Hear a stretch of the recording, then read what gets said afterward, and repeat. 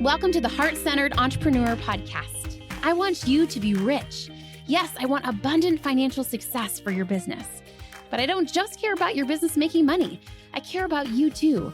I want you to be rich in happiness, in the impact you make, in your relationships, and in how you give back. I'm Anna. I built my six-figure business as a side hustle while I was pregnant with my daughter in 2016. Now I've helped dozens of women do the same. I'm here to help you build a profitable, heart-centered, fully booked business with the latest tips on sales and visibility, with proven mindset hacks, and sneak peeks behind the scenes with what's working right now in the online space and in my business. Ready to make more money with heart?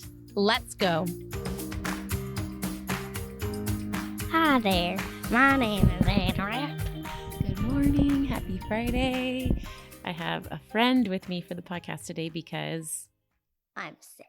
she has a little headache. Woo-hoo. So we're getting some snuggles in. I wanted to do a podcast though. Do you want to stay here or go when you're in the room? Stay. Okay, you can stay here.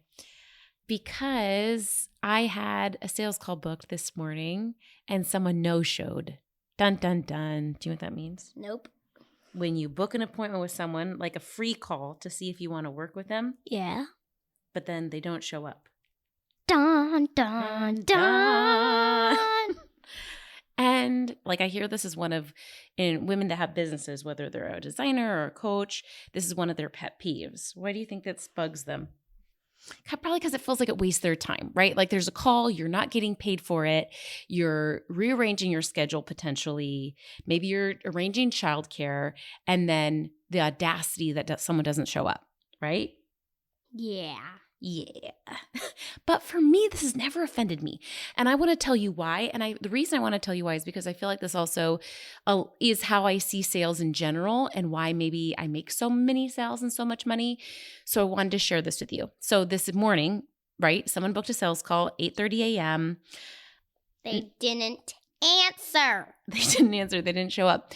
But for me, this is what happened in my brain literally in real time. Okay, well, number one, at least it made me sit down and get to work. So now that I'm here, there's actually some little sales invite videos I need to send for my mastermind.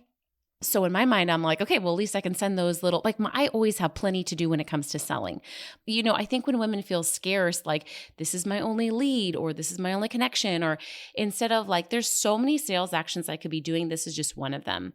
And if it ends up not being this person or this thing, there's other people that I can reach out to. So for me, I was kind of thrilled in the sense of like, okay, great. Now I can do those sales outreach videos I've been meaning to do, but haven't made time for it. And at least I'm sitting down and ready to work. Because for me, though, that 10-minute sales call, right, the point of that is, yes, for them to see if they want to pay me money, but it's also for me to see if I want to work with them. It's like a job interview. It goes both ways, right? Yes, the employer is seeing, ooh, do I want to work with you? But you're also saying, do I like this employer? I don't have to take this job. I could take other jobs too. Yep. So I really think we need to approach sales calls in this way. It's also your interview for them, for you to see, hey, for me, I work with people in a deep way, whether they do my course, whether they do my mastermind, I'm hanging out with them, right? They are my light friend in some ways. So for me, that's one of the blessings about a business. When you work a day job, one of the downsides is you have no control over your coworkers. You have very little control over your boss, your clients, right? When I worked as a therapist, I worked with the therapy clients they assigned me. I had the receptionist they assigned me. I had the boss that was my boss, right? I was in the office next door to whoever was there. And honestly, we didn't get along. So the nice thing about, do you want to say something? Who? It doesn't matter who. Okay. Whether it is someone Mean it doesn't or matter. not mean. Mean or not mean. I mean, the nice thing about a business is you get to pick, right? Like when you hire a team, you get to pick your team members. When you hire a coach, you get to pick your coach. When you have potential clients, you get to pick your clients. And you know, if you've been in a different service industry like nursing or therapy or something, this feels a little bit bizarre because the mindset was always like bend over backwards and pretzel around everyone no matter what, instead of work with the people that are most aligned to you, because also that's going to serve them best too. And they're going to get the best results when you're not serving from a place of like obligation or bitterness or something like that. Bitterness. So, okay, where was I going with that? Okay, that's what I was going to say. This is an interview for you too. So for me, when someone no-shows to a sales call, I'm like, great, that's all the data I need. And sometimes I'll follow up and I'll be like, hey, just want to make sure you got the Zoom link. But in general, I don't try too hard because for whatever reason, it's not a fit, right? Some people might make it mean like, oh, they're disrespecting my time. Who knows? Like they may be busy. They may okay, let me show you a different example in a different context. Like it's data. So when I hire a new team member, like a new VA, I'm not just looking at what they're saying on their interview application. I'm looking at all the dynamics around it. Like let's say we have an interview scheduled with this potential VA and they cancel it, but they're super communicative, right? They're like, oh my goodness, I can't make the call on Friday, but I can meet at this time or this time instead. I'm open to working around your schedule. Like, great. I don't actually care if someone cancels or moves something.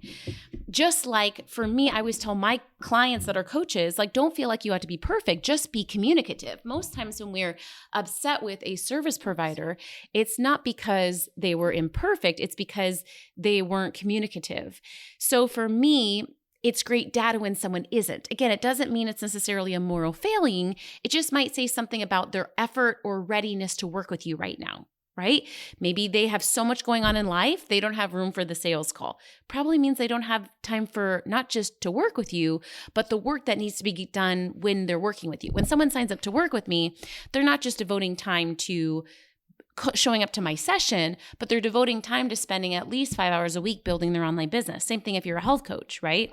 So it's so important that you are attracting people that are ready and willing to work with you and pay you money and also spend their time and energy and attention doing the work, really attracting a client that is ambitious. Doing the work. Right? For me, something shifted in my marketing when I started literally messaging to women that are ambitious, that want it, whatever it is that you sell, right? Attracting the woman that wants it. You've seen me share Russell Brunson's chart before that talks about customer readiness and willingness. You want someone that is not just aware of so many of you are marketing to things that aren't even like women, to women that, or clients that are problem unaware. You're like, I know this is a problem in their life. I wish they knew this was a problem. Right? Because you care about them. But in order to make money in business, we have to market to not just a client who knows they have a problem, but they're looking for the solution and they're ready to pay for the solution and they're ready to take serious action toward it. So for me, a way I market towards that is marketing towards women that are ambitious, that are doing the work, that are taking that action. So for me, when I'm getting to know a new person, everything is data. This applies to dating too, right? It's all data. And I think for me, this helps me take it a lot less personal. Okay, she's in the other room now, so I can say this, right? But when we're going on dates, for me, if someone cancels or if someone's being weird, instead of taking it personally, take it as data, right? Okay, this person flaked or this person whatever, right? Again, and I'm saying flaked, but I don't even mean that in a judgmental way. But for whatever reason, I think when we have low self-worth, we make it about us. Oh my God, I'm not a good person. This person doesn't want to go on a date with me. Okay, whatever reason, this person doesn't have capacity to be in a relationship with me. Okay, that's great to know so that I can go on and date someone that does have the energy or capacity to be in a date with me. Same thing about potential client relationships. Really taking everything as data. So I'm like, okay, no problem. This person no-showed to a call. For whatever reason, she's not in an energetic space to work with me. And all I wasted, quote, was 10 minutes of my time.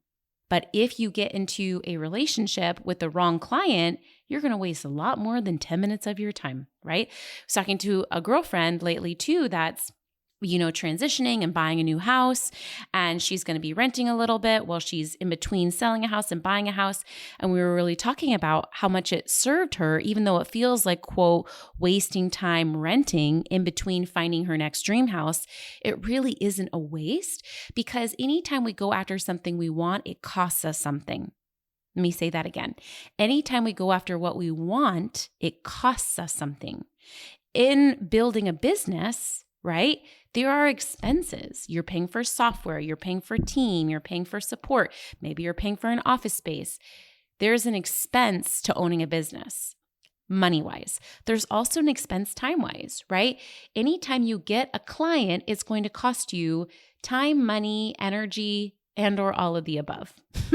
Most of my clients with organic marketing, it mostly is costing your time, right? But if you see that as a normal part of the process, that's where it loses a lot of its charge and where things get a lot easier and you make a lot more money faster. So I want to talk to you today about a few things I do to keep this kind of like open, detached mindset. And of course, I'm going to say a huge one is boundaries. A huge one is boundaries and protecting your time. Most of you are feeling bitter or resentful when it comes to sales stuff because you're not having boundaries around it. Actual boundaries, energetic boundaries, let's talk about it. So just really practical, I'm not allowing people to schedule a sales call when it's a huge inconvenience to me, right? I have certain blocks where I allow clients to book, certain blocks where I allow potential clients to book. And it's really only during certain periods, like when I'm doing open enrollment for my mastermind right now. So I have a little bit more space for blocks for potential client calls, right? But I'm still putting them within my working hours, right? Do you hear how I said okay, that person no-showed to my call at 8:30 a.m. I was planning on sitting down around 8:39 anyway to work anyway, right? I would be in the office anyway. So it's not like I'm bending over backwards and meeting at Sunday at 2 p.m. when I wanted to be doing something else, right? Hear me loud and clear. You get to pick when you put your sales calls, whether that's a 3-hour block a week, whether that's 2 1-hour blocks a week, but put it on times where you're not going to care when people no-show, okay? The other thing that I do is I allow one reschedule if someone's clear. But if someone is not clear, I don't allow reschedules. And I have definitely before sent someone a note after they tried to book a second time and said, you know what, I don't think we're a fit. I wish you the best. Have rejection emails at the ready. Have templates ready, right? Other boundaries you can have is I ask people to fill out a pre-survey before we meet, right? If you're in a season where you're really, really short on time, in certain seasons, I have required it. And if they don't fill out that pre-survey, I cancel the call. I'm in a season right now where I have a little bit more margin. My kids are in elementary school. I'm not nursing a baby, right? So for me, I don't really care as much. For me, I have a million other things I could be doing. So again, but if you have a lot of charge around people no-showing, or if you're in a season where your schedule is just so tight, I really encourage you to require a pre-survey, right? So they need to fill out these questions so that you have more information, and so that if they're not a fit, you can cancel it, and or if they don't fill it out, you can cancel the call, no problem. Another thing that I do, like I said, is I always have this huge list of potential leads and sales actions. I am a big fan of I think a lot of people are scared to fully book because then they're then I'm going to be overwhelmed with clients. For me, I started my business fully booking and overbooking, and I realized what a blessing it was. And so I really got over my fear of getting fully booked quickly because I learned what to do with it. What happens when you have more demand than you want? This might be an interesting question to ask if you're like, Anna, I want more demand. I want people knocking down my door for sales calls. But most heart-centered women that are in business for freedom, for flexibility, for family time, you're also terrified of overworking, overcommitting. So for me, I have a great solution to this that I executed in the first few months of my business because I had over demand in the first few months of my business. Also because I created it, because I figured out how to not be scared of it, right? What did I do? I sold spaces in advance, right? I took deposits and I was like, great, you can work with me in 4 months. I built a wait list of people ready to work with me. It's safe for you to be in demand, to manage demand. And I get that there's cons with that. What if I change my mind and don't want to work with them? What if I have to refund their deposit? Blah, blah, blah. But to me, that's the much better problem than playing it small and hiding and holding back because you're afraid to trust your future self with success. I see this all the time with women in money. Women are afraid to have money. Women are afraid to have a lot of money, to pay taxes, to manage it, to balance it. It's safe for you to make a ton of money, to have more money than you know what to do with, to have more free time, to have more clients. This is the era, say it with me out loud. This is my era for more success and happiness than I know what to do with. Literally, women are terrified of success, of abundance. And so we play it on the other side of shrinking and playing it small because we don't trust ourselves with it. And I think this has to do with religion, patriarchy, so much that tells us that we have to outsource our self-trust to another being, to someone else, to a man. No, you don't. You can trust yourself. And I mean, obviously this is a whole tangent on itself, but I just think it's an important conversation to have. Okay. I've just, you know me, I like to talk deep. Okay. Back to the surface topic of the podcast conversation today. So, having a big list of sales actions and potential leads, I think is so key because for me, I am attached to always selling out my launches, to always making multi-six figures a year, right? To always having aligned clients. I'm a little bit less attached to like which launch does okay and which launch does great, which sales call converts and which doesn't. Where it starts to get icky and where you have maybe felt icky before when you're on the receiving end of sales is when someone starts to get too attached to you being the sale, you being the dollar sign. It doesn't feel good to anyone, right? It feels dependent. But we want to be independent women, right? We want to be providers of our own stability. And so how we do that is by that's where I was going with it. Reaching out to more, like being okay creating more demand than you can fulfill. Why do I say this? Because like, let's say you have 5 sales calls. Not all 5 are going to convert likely, right? 3 may convert.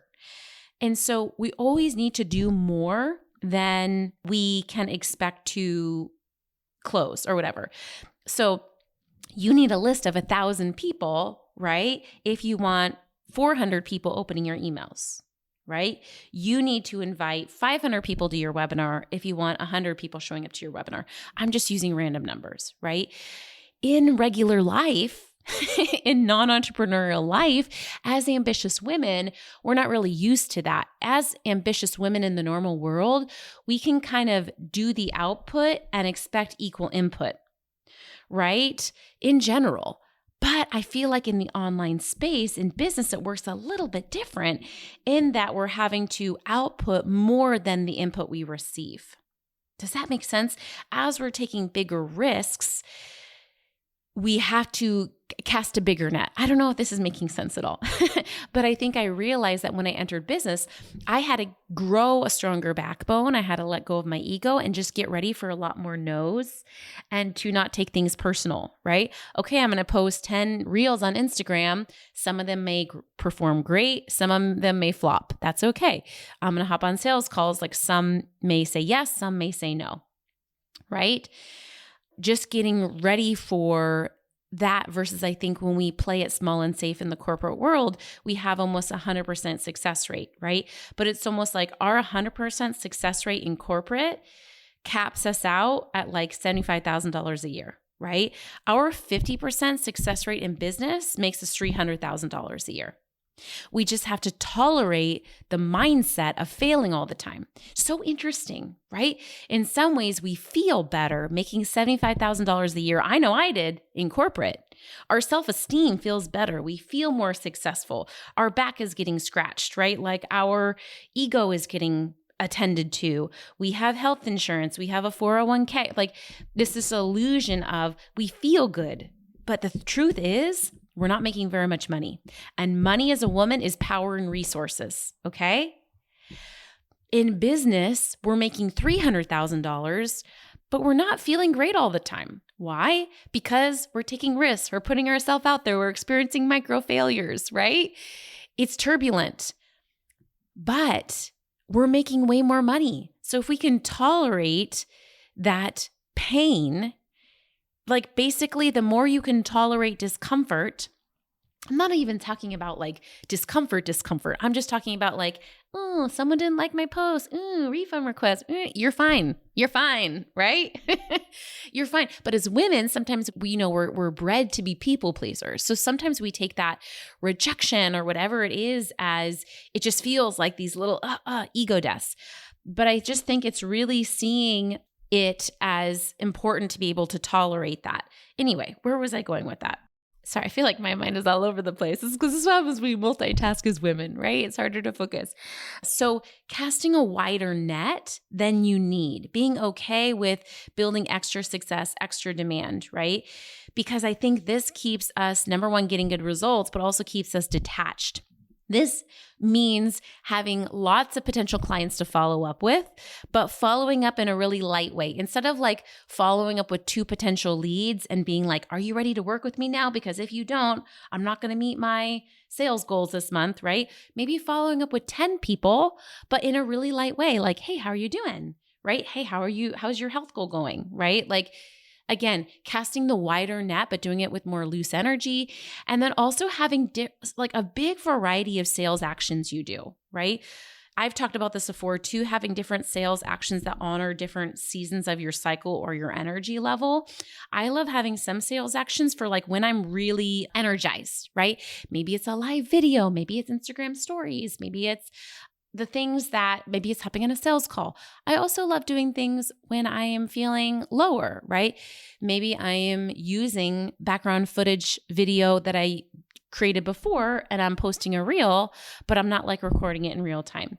Maybe I'll send voice memos so I don't have to show my face, right? Maybe I'm writing an email. Maybe I'm repurposing a sales email.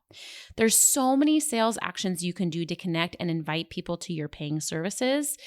But there's a variety of ways to do it. So for me, again, when someone no-shows on a call, I'm like, great. Now I got 10 minutes to do something else. Great. Now I'm not going to waste my time. I know they're not a fit. I can move on to someone else, right? Great. Now I can record some videos. I actually ended up recording this podcast instead because I was inspired, but here you go, right? My daughter's home from school, so I'm not going to be recording a video, recorded a podcast episode, right? Yes, as you build and scale your business, it's about planning ahead, but it's also okay to retain some sort of agility. And for me, having a team that lets me be agile is everything. I do think it's important to plan in advance, to not like spring things on your team last minute all the time. But I also, for me, it's so useful that my team also is there for me when I want to shift something, when I want to innovate, when I want to sell in a different way. And when we give ourselves the freedom to do, I think we start out in business and we're pretty like we shoot from the hip. We're just getting visible. We're a little bit more haphazard and we learn to be more methodical. We learn to plan in advance. We learn to batch our content. That's important. But I also think there's an edge of also retaining some agility, retaining some movement, retaining the ability to improvise. Because when we work with humans, there's always going to be a little bit of uncertainty. Right?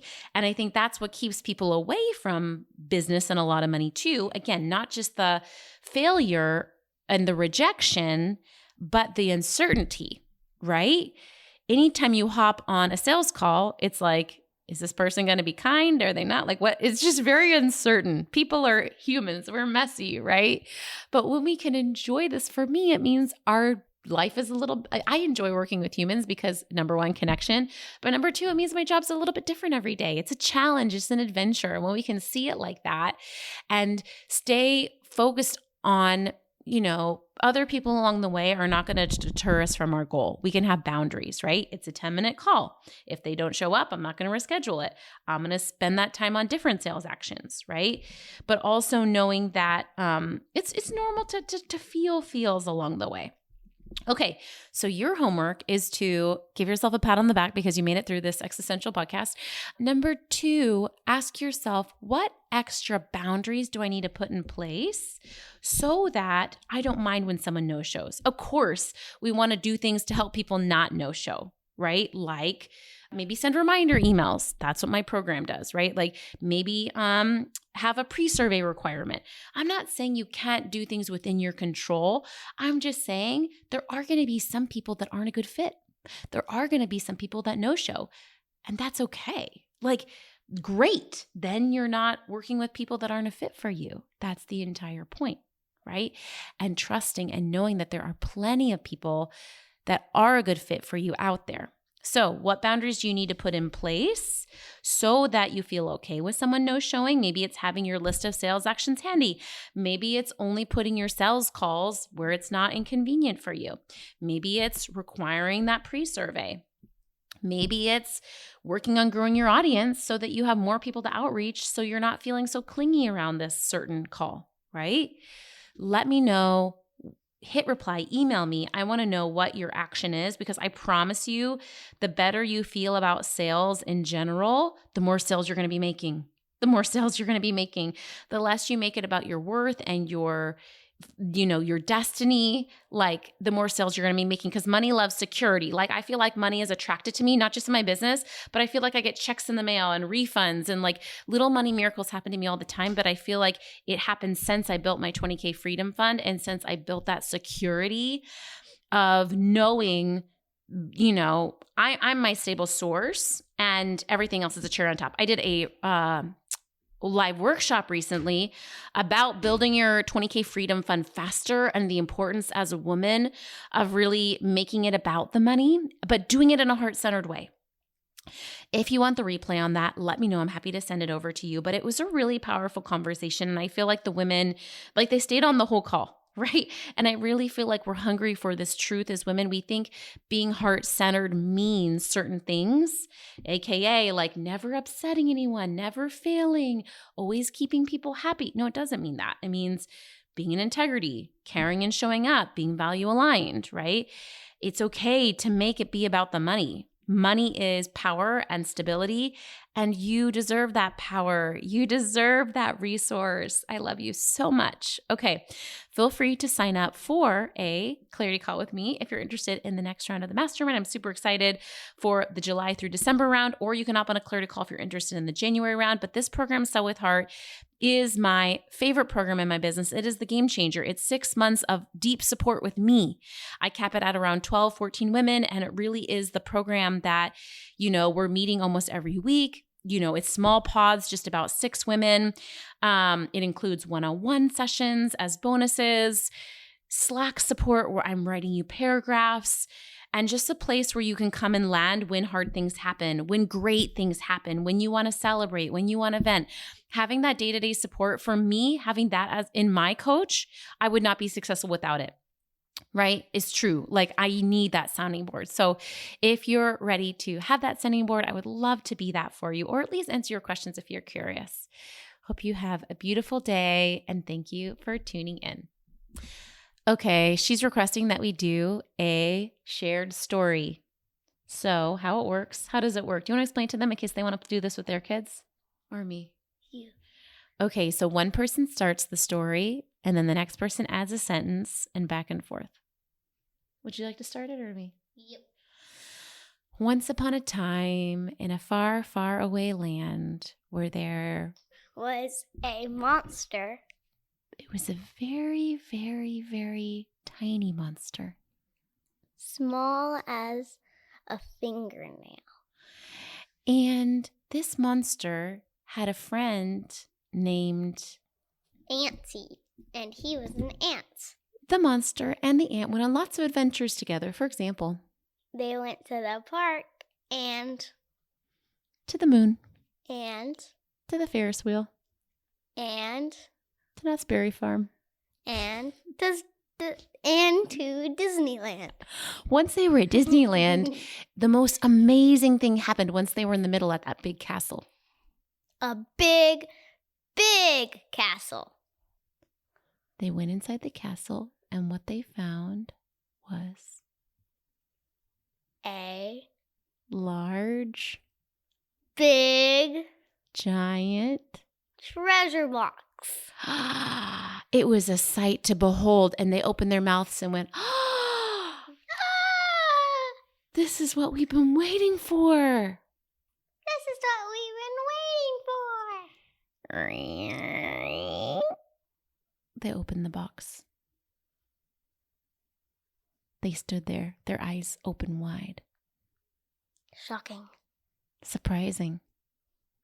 Shocking and surprising. When they opened it, it was a chest full of beautiful, shiny, giant Gems. I was hoping you'd say that. Just like in the Lego box, all those little clear pieces of gems, it was just like those. And they decided they wanted to take the gems back home. Home, sweet home. And anything else before we wrap? The end. The end. The end. The end. Thanks for hanging out today. Please hit that subscribe button so you can make sure to stay updated anytime a new episode drops. And I would love for you to join me in my free Facebook community. It's called The Heart-Centered Entrepreneur. We discuss the podcast episodes. I regularly go live and do free trainings. And you may even meet your newest biz bestie. So you can join at heartcenteredcommunity.com. It's absolutely free, and I cannot wait to see you in there.